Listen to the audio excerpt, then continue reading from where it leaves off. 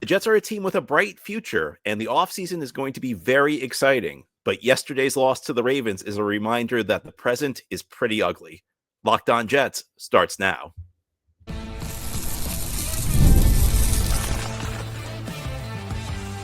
You are Locked On Jets, your daily New York Jets podcast. Part of the Locked On Podcast Network, your team every day.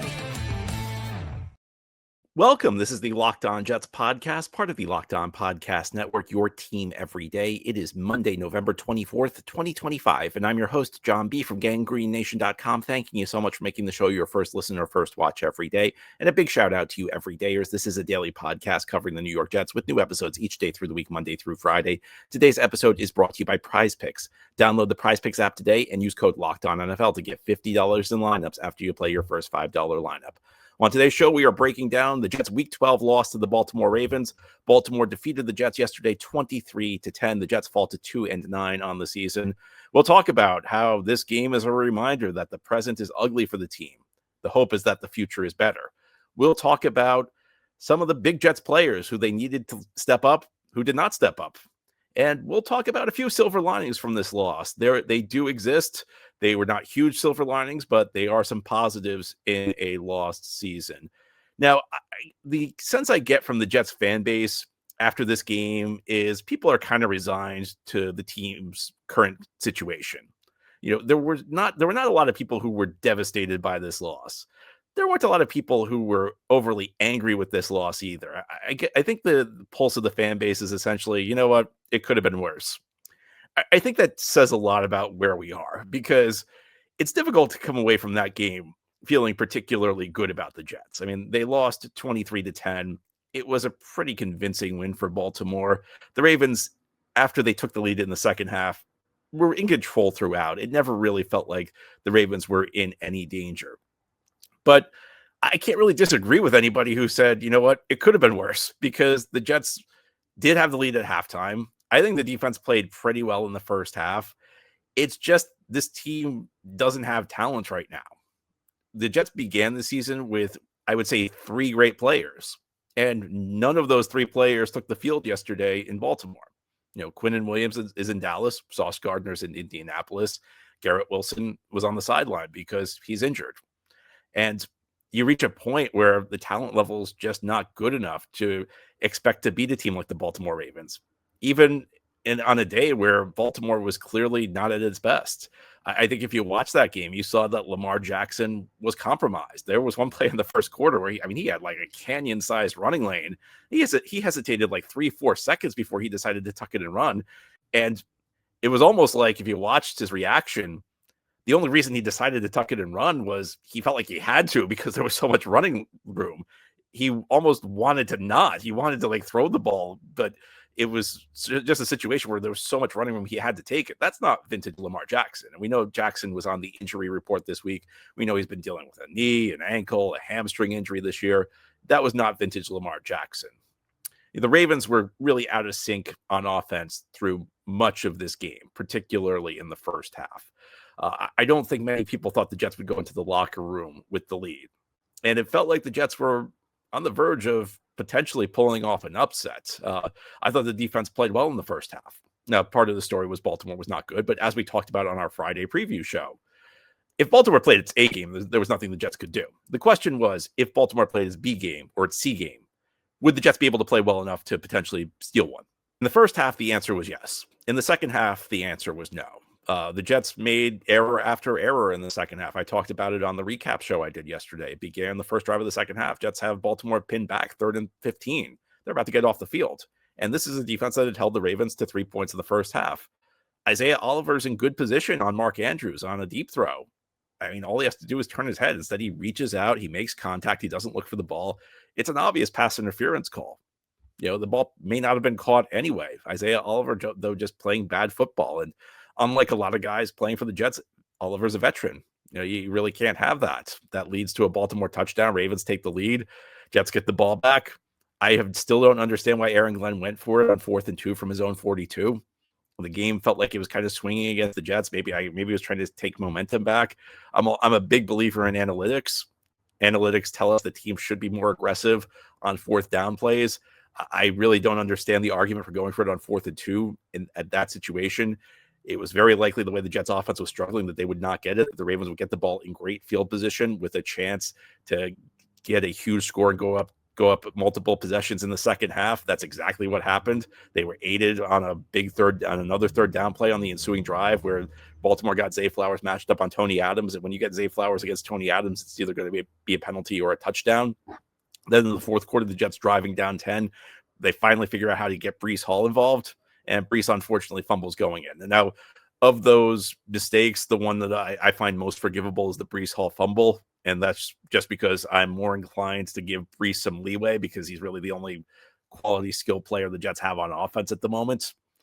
There's really no other weapon who can scare a defense other than Breece Hall with Garrett Wilson on the sidelines. But, these were mistakes that ultimately cost the Jets the game. And the reason they cost the Jets the game is that the Jets just aren't good enough to overcome big mistakes. And that's where we are right now. And I think a lot of Jets fans would just love to fast forward through these last 6 games because we're going to have a really exciting offseason here. We're going to have a ton of cap space.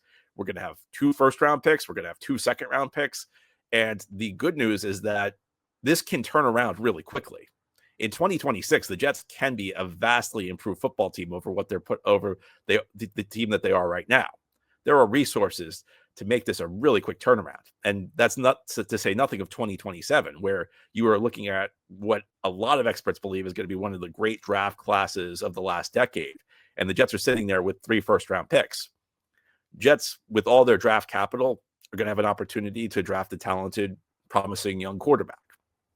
With all of the resources they have, they're going to have the pieces to fill in around that quarterback and make sure this is not a Sam Darnold situation. This is not a Geno Smith situation where the quarterback has nothing around him. Jets are going to be able to put pieces around whichever quarterback they draft. This is all very exciting stuff. And I know there are a lot of Jets fans who are saying, well, we've heard this before. Yes, you have. There are, of course, no guarantees that the Jets will get it right. Resources are only an opportunity to get it right, but real opportunity, that opportunity exists for the Jets right now. And the people in charge of this team, they are not responsible for the past failures. So I know it's easy to kind of be cynical about this and say, oh, well, the Jets are always in the spot. I've said this myself, but I will remind myself and I will remind you that there are new people in charge, new people who bear none of the responsibility for the past failures. The Jets are going to have a tremendous, tremendous chance over the next 2 off seasons. But for the here and now, it's not pretty.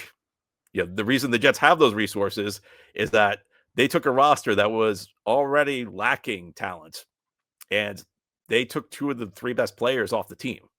And in the long run, that may well be the right move for the team. That may well be the decision that turns this team around finally after a decade and a half in the wilderness. But we're going to have to watch 6 more games of this.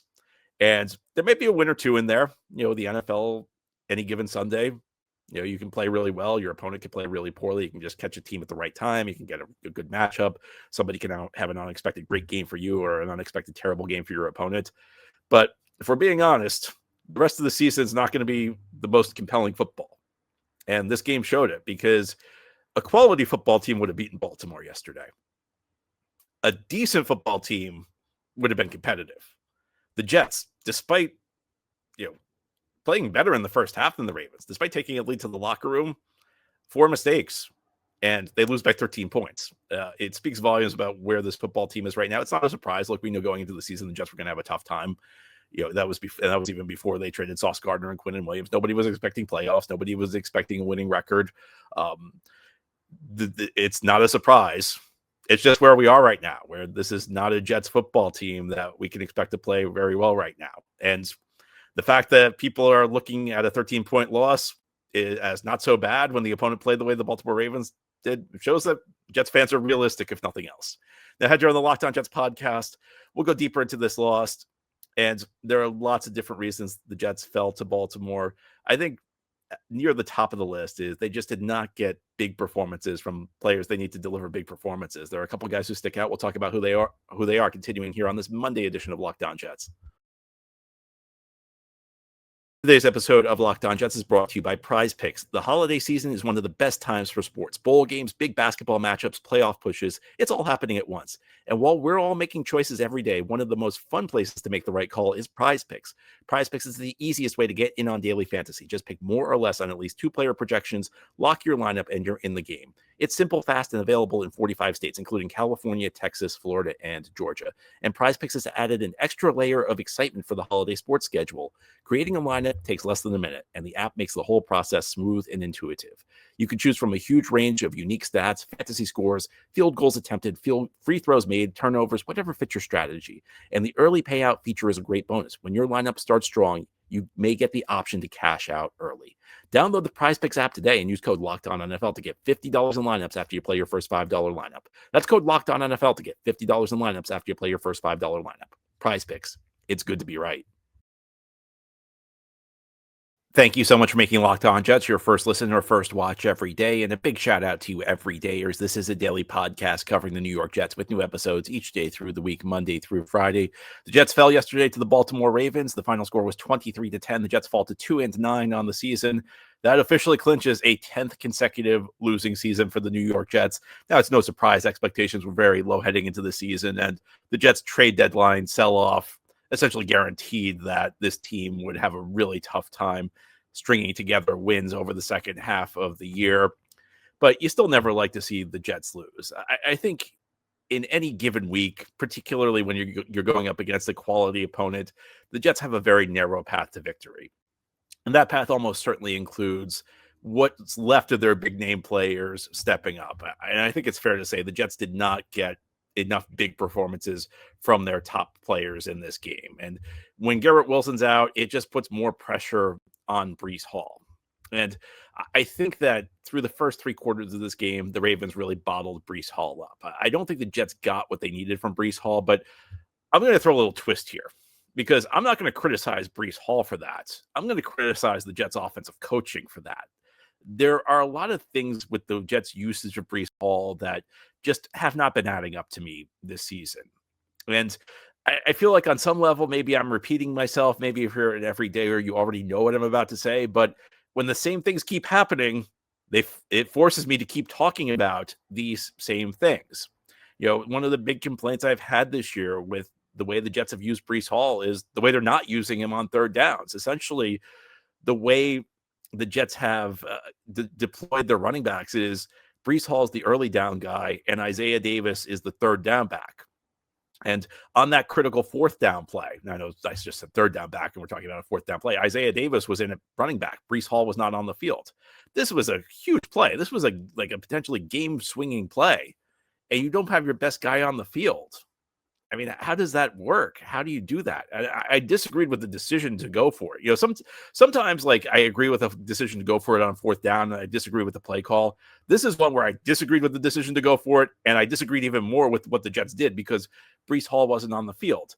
I think that there are 2 related issues I have with the way the Jets are using or not using Breece Hall. One is that they're not throwing him the ball enough. Number 2 is that they're taking him off the field on third downs and fourth downs. And I think that these 2 are tied together because maybe the most likely spot you're going to throw the ball to Breece Hall is third and fourth down. This is not a team with a lot of compelling options at the wide receiver position, although we do have one guy who's starting to show signs that maybe he can be part of the solution going forward. We'll talk about him in a bit. You know, if you don't have a dynamic passing game and you have a guy who's explosive in space, you have to figure out ways to get him the ball. And that's going to happen on third downs. You know, if Breece Hall's your go-to guy, and right now with Garrett Wilson on the sidelines, Breece Hall's your go-to guy. When Garrett's back, maybe Breece isn't the guy you're going to look to on third downs, but occasionally you got to try and get him the ball on a screen, get him, figure out ways to get him the ball in open space. And instead, the Jets are putting Isaiah Davis on the field on these money downs. So essentially, on the most critical downs of the game, you don't have your most dynamic playmaker on the field. You know, how does that make sense? It's a rhetorical question, but I'll answer. It doesn't make sense. It also doesn't really mesh with what Breece Hall does well and what Breece Hall does poorly.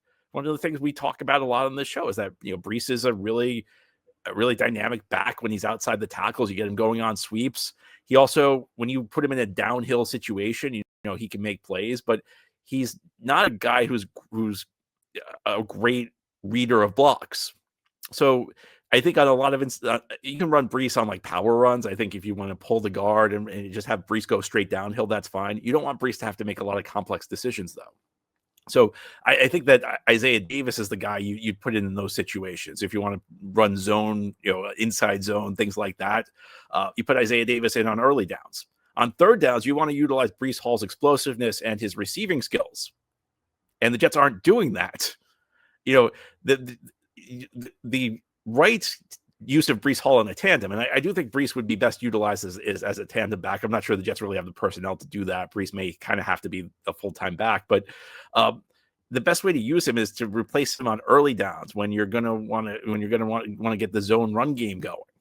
On the critical downs, on the passing downs, you want Breece Hall on the field. And you saw in the fourth quarter of this game, a Jets offense that really done very little in that game outside of one or two drives. Breece Hall put up 65 yards on 3 plays, and 2 of them were plays where they threw the ball to him outside in space. And it's almost like the Jets forgot about it. Maybe that will help Tanner Engstrand remind Tanner Engstrand that you have a real weapon in Breece that can make big plays if you put him in a position to make big plays. I know Breece fumbled the ball away. He was trying to do too much. I can forgive that. What I can't forgive is just not utilizing your best player on offense, your only explosive player on offense properly. And that's something the Jets don't do. Then you look to the defensive side of the ball. And look, this is a guy I've defended since the Jets drafted him. We know it was a surprising pick. We know it was not a pick that really filled the Jets' biggest needs at the time. And we know the Jets passed on a guy who might be having the best year of any wide receiver in the NFL to pick him. And that's Will McDonald. Will McDonald was shut out yesterday. No tackles, not on the stat sheet. No sacks, was pretty much invisible. McDonald has just reached a point where he's too erratic. A couple of weeks ago, he threw up a 4-sack game against Cleveland. Week 1, he threw up 2 sacks against the Pittsburgh Steelers. If you look at the total stat line this season, well, hey, it looks pretty good. He's got 7 sacks. He could be on his way to a back-to-back double-digit sack season. But his weaknesses are just too pronounced. First of all, he's just not a very good run defender. I mean, yeah, he can occasionally beat a tackle and make a move on a tackle and get around him and make a run stop. But he's not physical enough at the point of attack. And that's an issue. But I think a bigger issue is just he's so inconsistent as a pass rusher. I mean, yeah, he can fill up the stat sheet 1 week, but then he goes 3 weeks without really making much of an impact. And that just does not get it done in the NFL. One of the most important things in the NFL is playing with consistency. It's great that you can take over a game once every 2 months, but if you're not making an impact for long stretches between then, you're just not helping your team enough. One of the things that's true about the NFL is everybody's got talents. Talked about this a little bit on Friday's show, that the difference in talent between the top of the league and the bottom of the league is very small. You go to college football and you see Alabama play some directional state university school. There's an enormous talent gap. Alabama's got guys who are going to play in the NFL for years to come. The small schools that they play in non-conference games don't. The small schools they play in non-conference games are guys who probably aren't even going to be considered to be drafted. So there's a big talent gap there. And a lot of the guys playing on those smaller schools would never have a shot at succeeding in the SEC. In the NFL, you're dealing with the top of the top. You're dealing with the absolute best of the absolute best. Everybody in the NFL, the practice squad in the NFL was an elite player in college. And this means that pretty much anybody in the NFL is capable of throwing up a big game. We sometimes see some guy who played poorly with the Jets go to some other team and have a monster game. People say, how did that happen? Just Jets luck. If you're in the NFL, you've got the capability of playing well. I mean, how many young Jets quarterbacks have failed here who've shown real promise? If you're in the NFL, you've got the ability to throw up a big game. The guys who are good are the ones who do it consistently. Being great in the NFL isn't just about having a monster game here or there. It's also about showing up every week. And even in your games where maybe you're not at your best, you're still doing something to contribute. Your bad games aren't that bad. The problem with the Jets is that, and the problem with Will McDonald is that in his bad games, he's just not doing anything. He's just a complete non-factor. And those bad games are happening too frequently. His great games are phenomenal. He took over that game against Cleveland. Week 1 against the Steelers, he looked really good. And again, like, I was one of the few people who defended the pick. You can go back on draft night in 2023. I had an open mind about the pick. I had hopes for Will last year when, he got to 10.5 sacks. But I think at some point you just have to look at what the player is. And Will McDonald right now is just not contributing enough. And Jets want to win games. When the Jets were behind in the second half, I don't want to put all the defensive struggles in the second half on Will, because there were other mistakes, the interference penalties, Jets getting into bad situation with Flowers versus Tony Adams. But, when the Jets needed a play to be made in the second half, the guy I was looking for was Will McDonald, and he wasn't there. So, what the Jets need to the extent the Jets still have big players, they need them to step up, and it just did not happen in this game. Some of it's about coaching, some of it's about guys just not delivering. Now, here on the Locked On Jets podcast, I do want to end the show on a positive note, and this is a year of player development for the Jets. Jets actually had a couple of young guys who flashed in this game, who are starting to make a case that they could be part of this team's future. We'll talk about some of the surprise standouts continuing here on this Monday edition of Locked On Jets. Today's episode of Locked On Jets is brought to you by Game Time. The NFL season is back, and honestly, there's nothing better than being at MetLife Stadium surrounded by Jets fans cheering on the Jets. But let's be honest, getting tickets can be a hassle. Between queues, login screens, and prices jumping at checkout, it's frustrating. And that's why I use Game Time, the app that gives the advantage back to fans. Game Time is fast, easy, and backed by the Game Time guarantee. You'll always get 100% authentic tickets delivered on time and at the best price. Plus, all fees are included, so the price you see is the price you pay. I've used Game Time myself. I used it a couple weeks ago when the Jets played the Broncos in London. I'm thinking about going this weekend to MetLife Stadium when the Jets take on the Atlanta Falcons. Game Time's easy to use. And again, no surprise fees when you check out. You know exactly what you're going to pay. I love that about Game Time. So download the Game Time app, create an account, and use code LOCKEDONNFL for $20 off your first purchase. Terms apply. Again, that's promo code LOCKEDONNFL, LOCKEDONNFL, one word with no space, for $20 off. Swipe, tap, ticket, go. Download Game Time today. This is the Locked On Jets podcast here on this Monday. We're breaking down a New York Jets loss as they fell to the Baltimore Ravens 23-10 yesterday in Baltimore. Jets fall to 2-9 on the season. They clinch a 10th consecutive losing season. That goes with what will be a 15th consecutive season where the Jets failed to make the playoffs. So, not a great time to be a Jets fan. Hopefully the future will be better as the Jets have stockpiled resources. And I think that to the extent these final games of the season in 2025 have meaning, it's about the future. And you're hoping to see the Jets start to develop some young guys. You're hoping that some guys start to show promise going forward, because the Jets are really loading the field with young guys. They, in a rebuilding year, they're doing the right thing. They're just putting young guy after young guy on the field. They're getting them game reps. And it's hard to develop players on the practice field in the current NFL. The practices don't happen as frequently as they used to. This is something that the players have negotiated with the owners. They've limited the practices. They've also limited the intensity of the practices. There's not as much hitting going on. And I don't think this is a bad thing. I'm not criticizing this. I think that, the league evolves.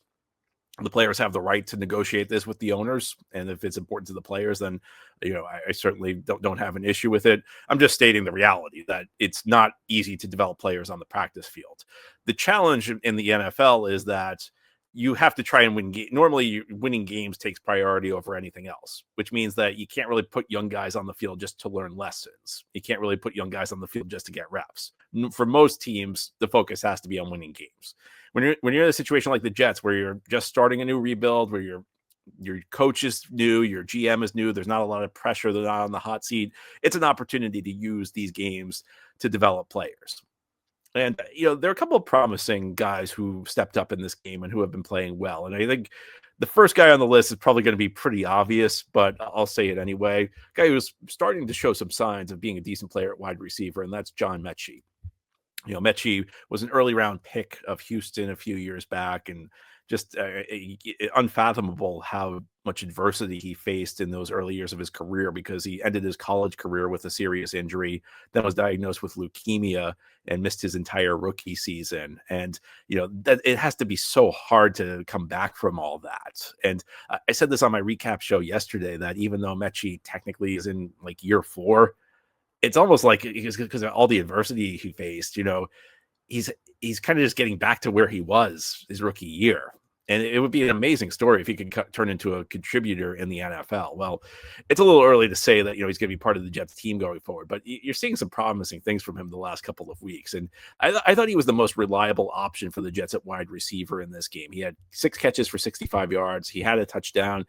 In fact, in a lot of ways, it felt like he was the only receiver Tyrod Taylor was comfortable throwing the ball to. And I was thinking, like, well, maybe they work together in practice, but Metchie hasn't been here that long. My first thought was, well, it would be natural that Tyrod would be comfortable throwing to Metchie because Tyrod was probably running the scout team.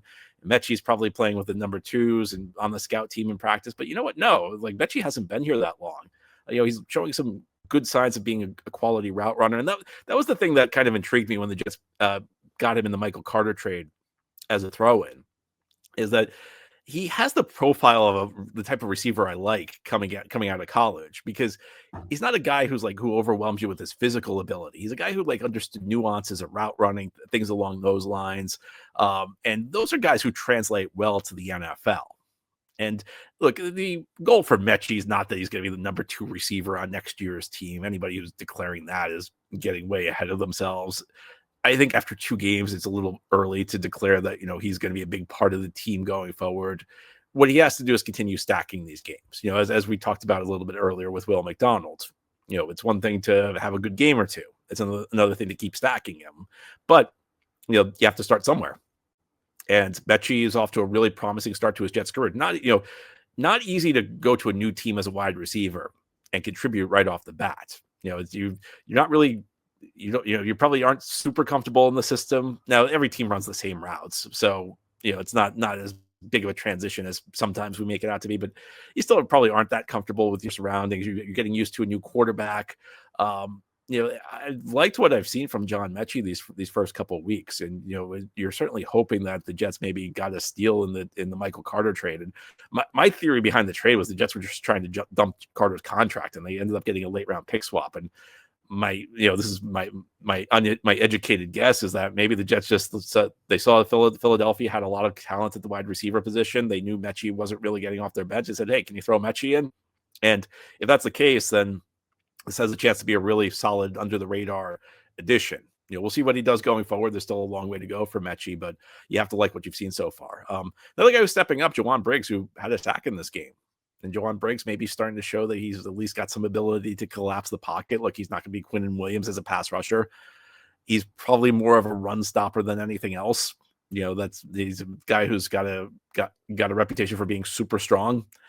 When the Jets got him from Cleveland, that raised my eyebrows, because it was pretty clear that the Jets would have a good shot to get him off waivers if they didn't make the trade, because we were at the end of training camp. We were near cutdown day. If the Browns were willing to trade Briggs, it was a sign he wasn't going to make their 53-man roster.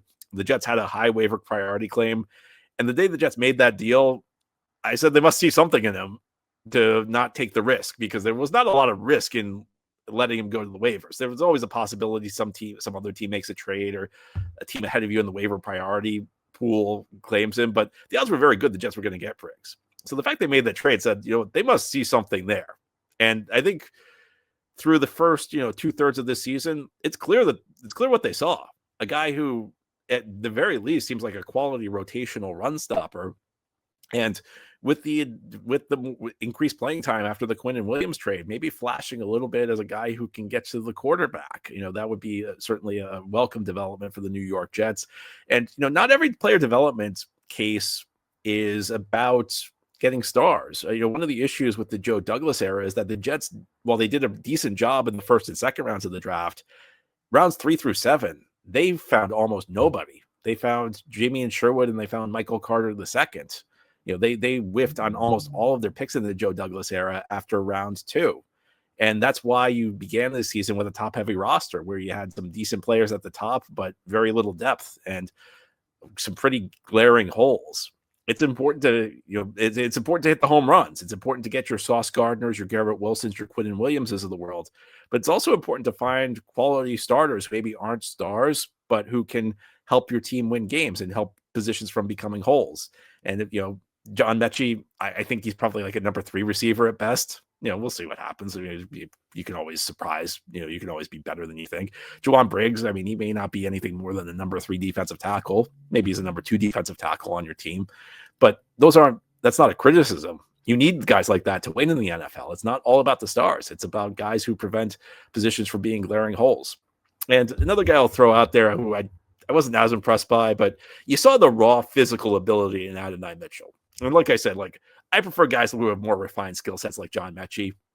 But Mitchell did look pretty dynamic on that one broken play where Tyrod Taylor evaded pressure and got the ball to him. He looked pretty explosive after the catch. In fact, the Jets may want to throw him a screen or two, get him involved. You try and let him use his natural ability. Again, I wasn't as impressed with Mitchell as I was the other guys, but still, you see the potential there with Adonai Mitchell, and you hope to continue to see the Jets develop young players because wins are going to be hard to come by this year, and it's going to be an exciting offseason. 2026 could be an exciting season. 2027, the draft's going to be crazy. How exciting it is! These last 6 games of the season, it's really more about just getting young guys reps, kind of using this as your developmental time. And hopefully we see more of it with the Jets. But that's all for today's episode. This has been the Locked On Jets podcast, part of the Locked On Podcast Network. Your team every day is our motto. As always, if you enjoyed the show, hit the subscribe button where you're watching or listening so that you'll never miss an episode. If you enjoyed the show and are listening on a podcast source, give it a 5-star review. And if you're watching on YouTube and enjoy the show, give this episode a big thumbs up. Helps us out, helps other Jets fans find the podcast. Enjoy your Monday, everybody. We'll be back tomorrow to talk more Jets.